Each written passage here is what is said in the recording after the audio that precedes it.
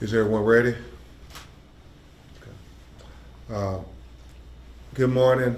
I'm Attorney Ben Crump, along with Attorney Mark Lanier, Attorney Lonita Baker, Attorney Sam Taylor, and Attorney Nina Couch. We have the privilege of representing the family of Kevens Dawson Jr. The second. We have present with us his son, Kevens Dawson III. And we also have his partner, Malika Watson, and some of her family members, all these individuals who can tell you just how amazing Kevens Dawson was. He was special on so many levels. We have come to learn from his family and friends and co-workers at Givaudan. Everybody is just devastated, completely devastated. And what makes this increasingly more difficult today is the fact that yesterday would have been his 50th birthday. I mean, this amazing son, this amazing partner, this amazing father, this amazing veteran, this amazing human being. I mean, 50 years old is a landmark birthday, and him and Malika and their family were already planning to have a big celebration with his children, who he adored. He loved his children. He sacrificed for his children. He worked every day for his children, as you will hear from his family. The fact that he had plans for all of his children. His son was the first in their family to graduate from college, followed by his sister, and then he has a 16-year-old daughter who he had planned everything for her, with her driver's license, her high school graduation, her college. I mean, he was an amazing man and an amazing father. And so I know our legal team, and you're going to hear from some of these great lawyers, we're going to deal with the cooker and the manufacturing and maintenance issue. We're going to get to the bottom of everything that happened here. So no other family has to go through what Kevens Dawson family is going through today. I mean, to suddenly lose your loved one like that, we're grateful that Breonna Taylor's mother, Tamika Palmer, is here to try to help shepherd them dealing with just unexpected tragedy. I mean, your day could be going fine, and then just to have this happen, it is very, very emotional. And the lawyers, you know, we're trained to be able to articulate in public and in courtrooms. The family members are going to do their best. It's going to be very emotional for them, and they're going to do their best to tell you about who Kevens Dawson was from his son's perspective and their family. But then you're going to hear the most riveting blow by blow of what took place that day from Malika when she got there at Givaudan facility, and how she knew that he was at work, and she wanted to know where he was at. And she's going to tell you how they sent her to 3 different hospitals, and she went to all of them, but she still couldn't find her love. And so she came back, And when she came back to that facility, she said he had to be in there. And when nobody else would go in, she's gonna tell you how she ran in and the police ran out there and how she got cut, but she knew he was in there. And she had to get him. They were gonna board up the building, and she was like, no, he is in there. Despite them telling her, no, everybody's accounted for, she kept fighting them to say, my man is in the building. And it's just heartbreaking, everything she had to go through to get them to go back into the building. And they found him obviously around midnight, but the question has to be asked, if it wasn't for her insistence, how many days would it have been before they found his body? And so we're here to let them tell you how amazing he is, but also to make sure that this doesn't happen again. And how did he get left behind? It's just tragedy upon tragedy. So before you hear from them, you'll hear from some of our members of the legal team. We're very fortunate to have with us one of the best trial lawyers in the world co-counseling with us, and that's attorney Mark Lanier and his law firm. And his attorney Sam Taylor is present with us working with the investigation, along with attorney Baker and Couch, who are locally here trying to dot every I and cross every T to get to maintenance failure, manufacturing failure, what made this thing explode and kill these people. And we want to get, a lot of coworkers have already reached out to us. We want them to continue reaching out to us.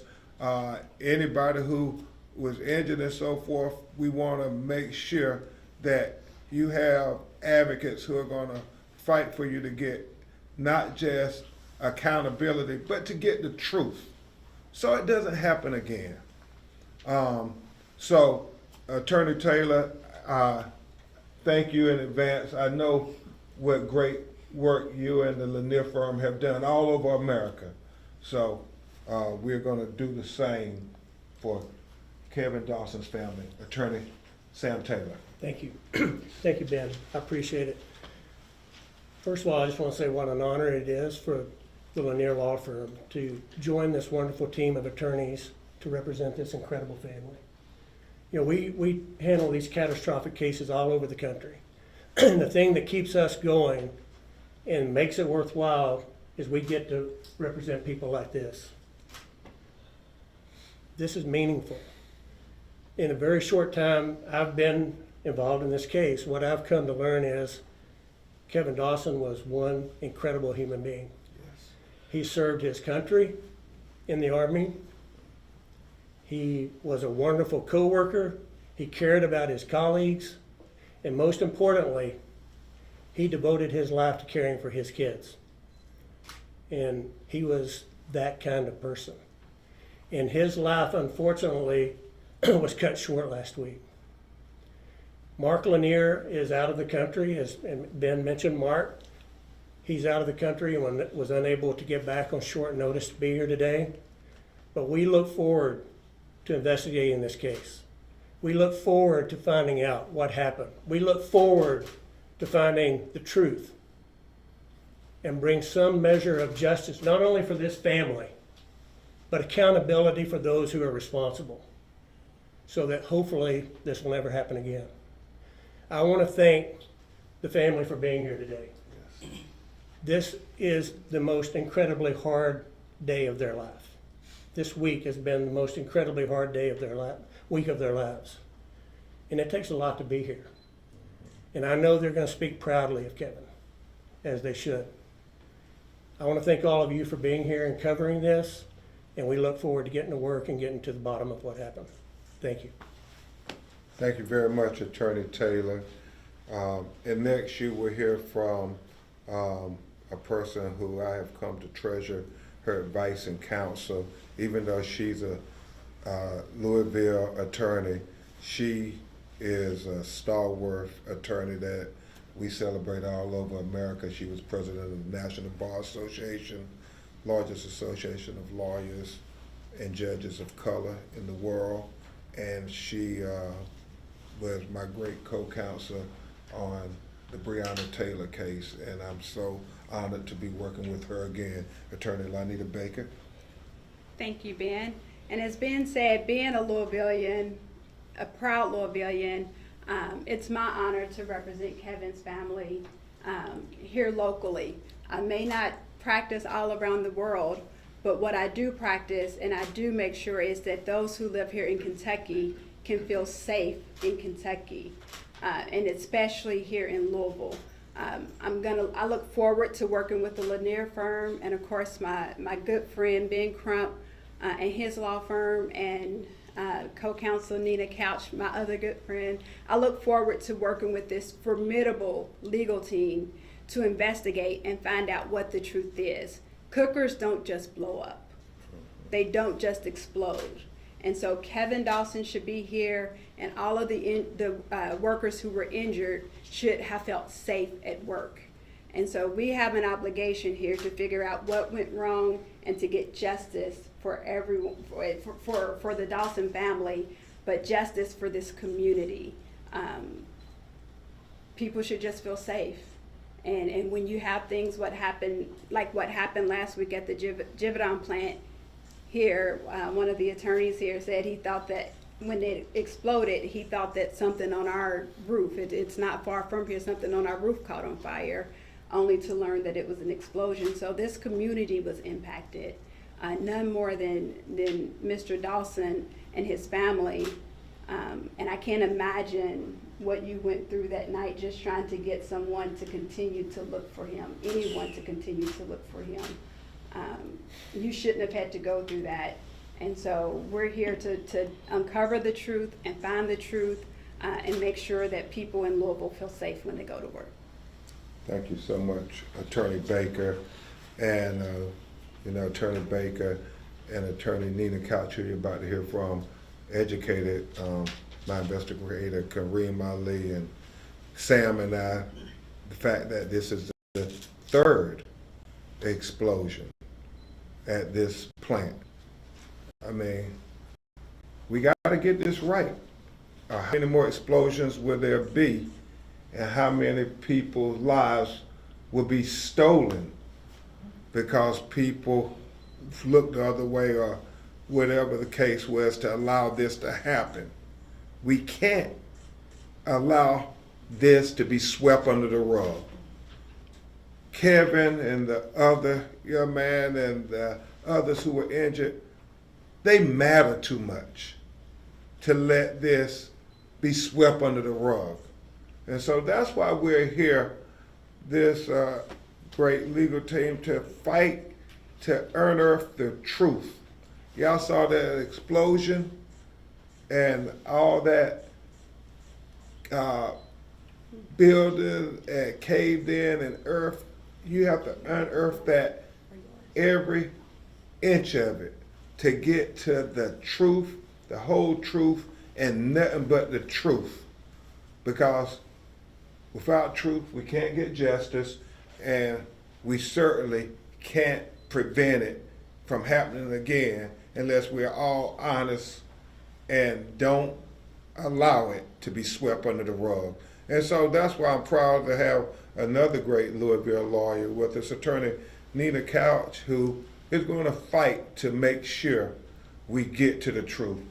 Attorney Couch. I'm honored to be a part of this legal team and to represent this family. My name is Nina Couch. We are in the beginning stages of our investigation. If you have any information that you think might be relevant, I encourage you to reach out to us. Lonita and I would love to talk with you.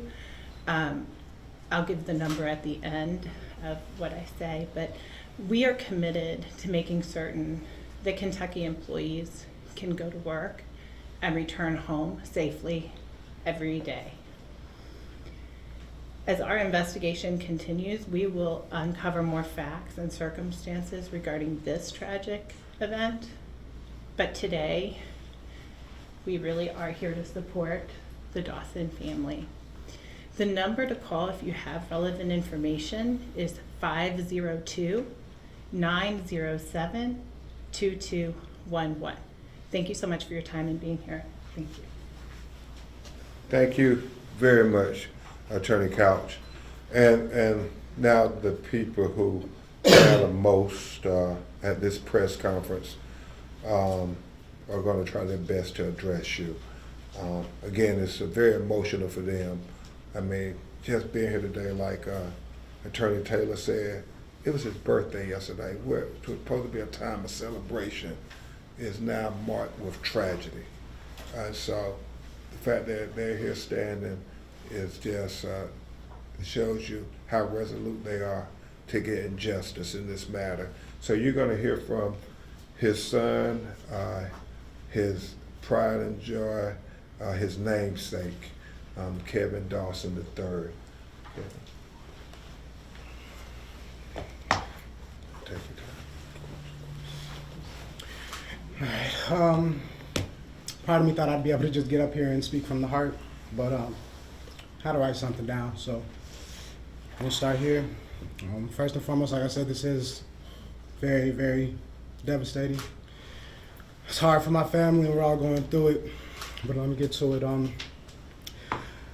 November 10th was the last time that I spoke with my father, and never did I imagine that it would be the last time I heard his voice.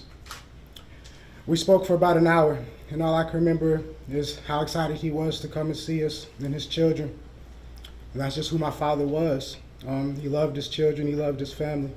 My father was a man of principle, respect, love, and he raised us all to respect others, work hard, and dream.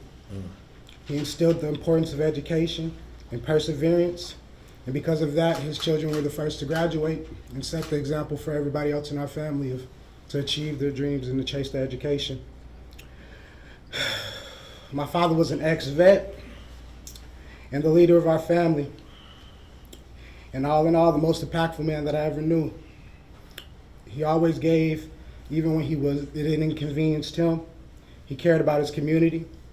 After I graduated college, the first thing I remember is my dad finally moving back to Michigan and giving back to his community by starting boarding home style living for ex-vets and injured vets, pretty much next to nothing, just to give back to his community and the people who served our country. So he did it because he cared, man, and he wanted to find a way to give back. These are the values that he's passed on to me and I hold dear unto this day. He also taught me the value of working hard. My whole life, my father worked 12-hour shifts every day. Worked overtime or holidays, whatever he needed to do to provide for his family. Thank you. And these are the ethics that I hold dear to my heart, something that I lead my family with to this day, his grandchild, my wife, everybody I play. 11/13, November 13th, if I will.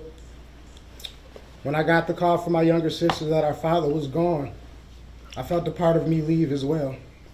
My father was only 49 years old, and his birthday was just yesterday, November 17th. And this is the last thing we expected to be doing the day after his birthday.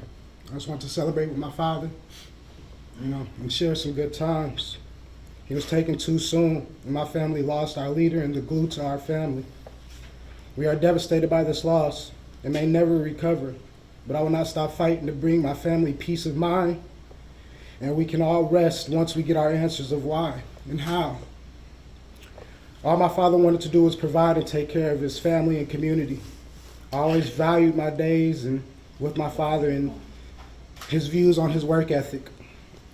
I've never seen a man lead by example and work as hard as my father did. I just never thought that his commitment to work would lead to his final days. Like I said, all my dad wanted to do was provide and work hard, and then just can't help feeling that my father really worked himself to death. You know what I mean? It's tragic. We're very devastated, and we just want our answers. We want justice. We want peace. That's all I can say, man. Thank you. Thank you. Thank you very much, Kevin. Thank you very much. Take your time. Kevin, you want to come in? Malika, just take your time. This is Malika Watson, Kevin's love and person who he left the house to go to work that day from.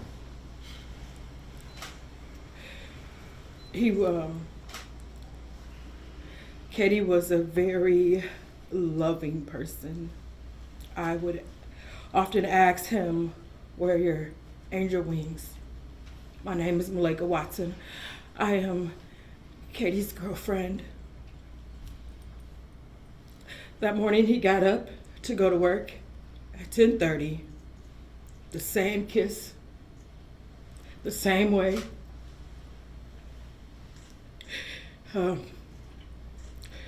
He is a very timely person.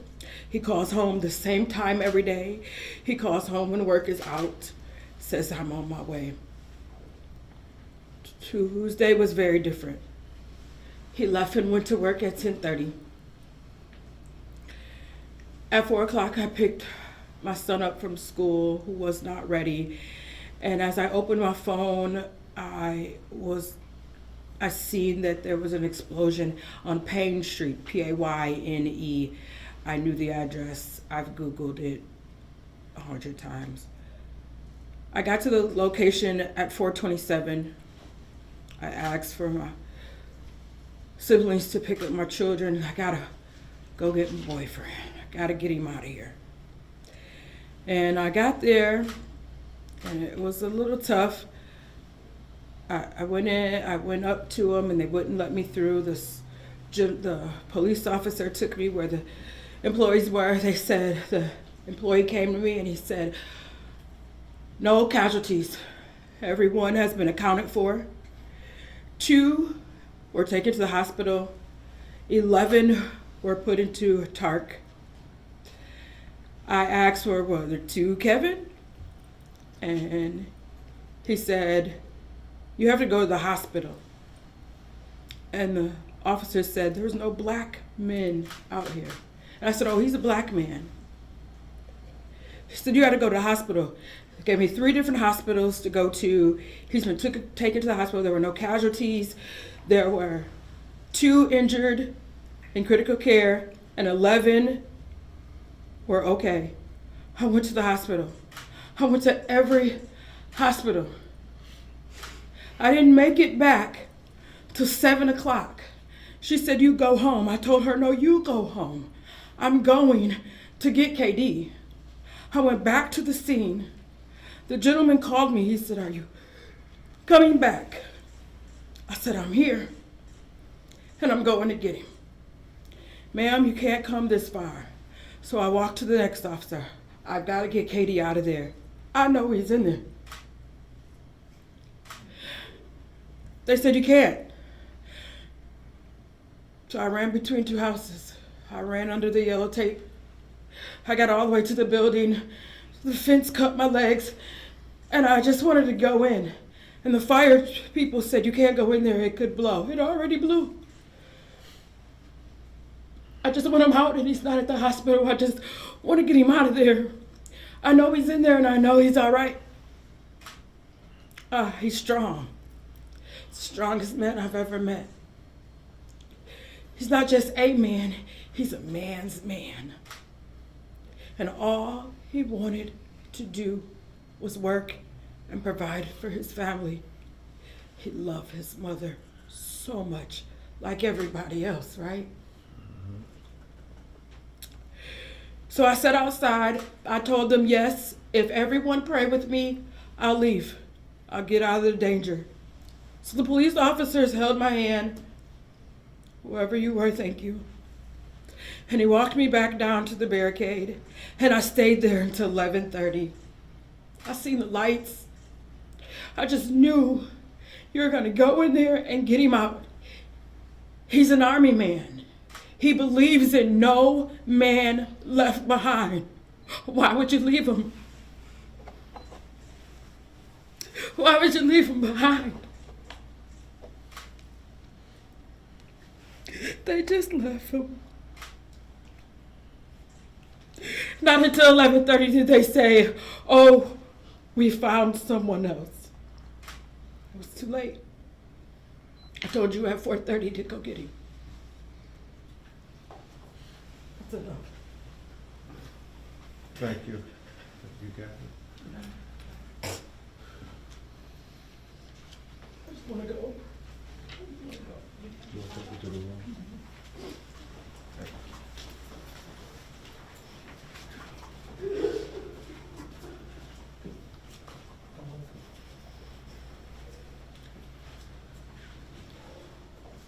You all can imagine how difficult this is for Malika and Kevin and their family, how raw their emotions are.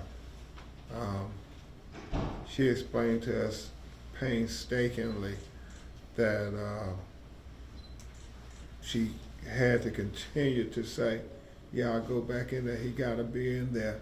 And finally, she said after an hour going back and forth, they finally bought the big spotlights and it shined down on the collapse, and then they finally sent people back in there to affirm what she knew in her heart, that her man went to work that day and that he had to be in there.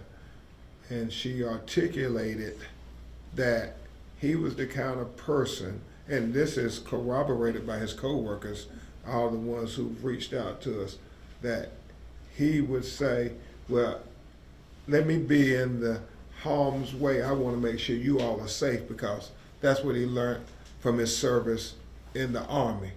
He and apparently the other person who was fatally injured were the last two people, as I understand, from Malika. And she said, just like Kevin, he was always trying to look out for everybody else, putting himself in harm's way and being last because he cared about his co-workers. And there are a lot of co-workers who said things about what was going on at the facility that are going to be important to us lawyers as we try to get to the truth of what happened. But Malika was a hero to me for fighting to get him, and your father was truly a hero, trying to make sure all his co-workers were okay. At this time, we will try to take some of your questions. If you have any, if Malika can come and answer some of your questions, we'll see. Do you all have any questions? Thank you, Nina. You're promising to deliver justice. Could you define that? What would that look like? Getting to the truth of what happened and making sure that there's accountability. Because like in any matter, it first comes with transparency, accountability, and then that's how you can get the truth and justice. But we have to be very honest. We can't have the employees saying one thing and the company saying another thing about what was really going on. We gotta know, because it's that important. It can't happen again. It happened 3 times. Well, the baseball analogy, 3 strikes and you're out. Well, they're out of excuses now. We gotta get to the truth of what happened. Did Mr. Dawson ever mention anything, I don't know if this is a question better for you or the family, about issues with that cooker? I think a lot of co-workers are coming forward, and so as we get information, we will share it with you all. But a lot of them are coming forward with concerns that they had. Able to spell Malika's name for us, please? I'll get it in a second. Be back in. Yeah, she just gathered herself. M-A-L-A-I-K-A. Thank you so much. And also, I wanted to ask, today, about a response in some sort of way. ATF says that in their press conference, they hope the release of this information brings some relief to everyone, including the families. Get a response to that? More questions than answers. Why did the cooker explode? As Attorney Baker said, cookers just don't explode. What are the maintenance issues? What are the maintenance records? You know, are there any manufacturing issues? A lot of questions we have to have answered. A lot of questions. Is it your understanding that when Kevin was located, he was already deceased at that point, or did he? We don't know as of yet. We know that it seemed his foot was almost amputated from his body, and that obviously he was covered with the soot. His family believes he survived for a while. Obviously, Malika feels that had they went sooner, he could have had a chance to be saved. That's why she is so tormented, because she was saying he's in there when he's in there. And so if they got there earlier, could they have possibly saved his life? That is an agonizing question that she will have probably the rest of her life. Any other questions? And Malika and Kevin will answer questions if they can. If they not, we will ask that you respect them. Are you able to confirm ATF did say it was their number 6 tank that this started? We can't confirm that, but we know many co-workers communicated with Kevin, and so we look forward to getting his phone records and those things that may glean some more information for us. Just another point of clarification. We make sure we have Kevin's first name spelled correctly. My father spells his name Keven. Technically, there's an S at the end as well, so legally it's Kevens. Okay. Last name Dawson. What do you prefer? He would have preferred Kevin, just Keven Dawson. Understood.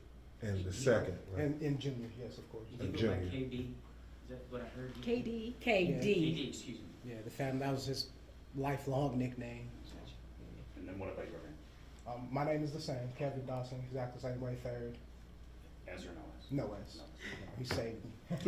And Malika, I think Sam spelled it, but could you spell your whole name again? My name, Malika, Malaika. Last name Watson, Watson. Kevin was the father of 3 children.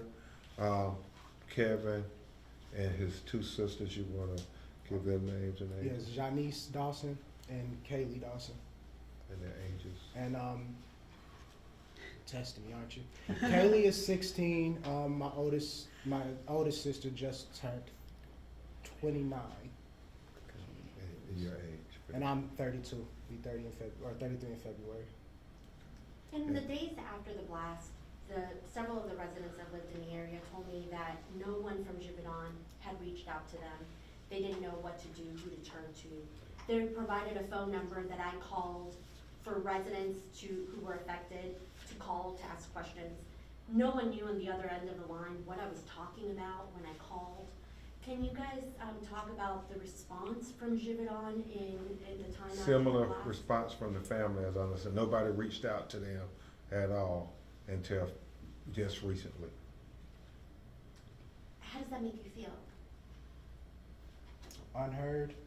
Nobody cares. I mean, like, how far can you sweep somebody under the rug? You know what I mean? You already left him in the building. So, At least take care of his kids. And what are you nervous about people finding out about? should have been the first thing you do. I mean, 3 strikes. How many more can we say? This was the 3rd explosion. How many more? Can you tell us a little bit about the third? Was it in the first, I guess, was it in 1996? Nina, you want? Okay. You or Nina want to take? 1990. I think it was the 1996, 95 or 96, and then the 2003 one, and then this one. Was anyone injured that you know of in 1996? No. And there, as we understand it, there may have been an air probably air pollution issue coming from there. But we need to find out all the information, what maintenance records, what complaints have been made to OSHA. We need to know, because if the complaints would have been addressed, maybe Kevin Dawson gets to celebrate his 50th birthday with his children. Has a lawsuit been filed yet, or is that still on the way? No, We have more investigation to do before we get to It would that. be a wrongful death lawsuit. Well, we plan on exploring every possible legal avenue to get justice for Kevin Dawson's family, especially his children. We're just now getting a lot of the information that you guys are getting. I think there's a report that came out today. We've not seen any official reports. We can assure you unequivocally, we are going to cooperate with the ATF, the local authorities who are investigating this. We will leave no stone unturned. We will be retaining the best experts in the country to take an independent look at this, and we will spare no expense to get to the bottom of this. Yes, sir. To, Kevin's military service, are you able to tell us what branch? Army. Army. Yes, sir. How long did he work at Givaudan? From my understanding, a little over a year. A little over a year. If there are no other questions, we will continue to keep you updated. His homegoing services will be this weekend, or is it Saturday? We don't have any official dates. We'll know a little bit more today, but definitely before Thanksgiving, we're trying to see my father off. Please continue to keep the family in prayer. And I know some of you have reached out to our office, Attorney Baker. We just want information. If it was your loved one, when you want somebody who had information to reach out to, you can call us anytime, day or night. Thank you. Thank you.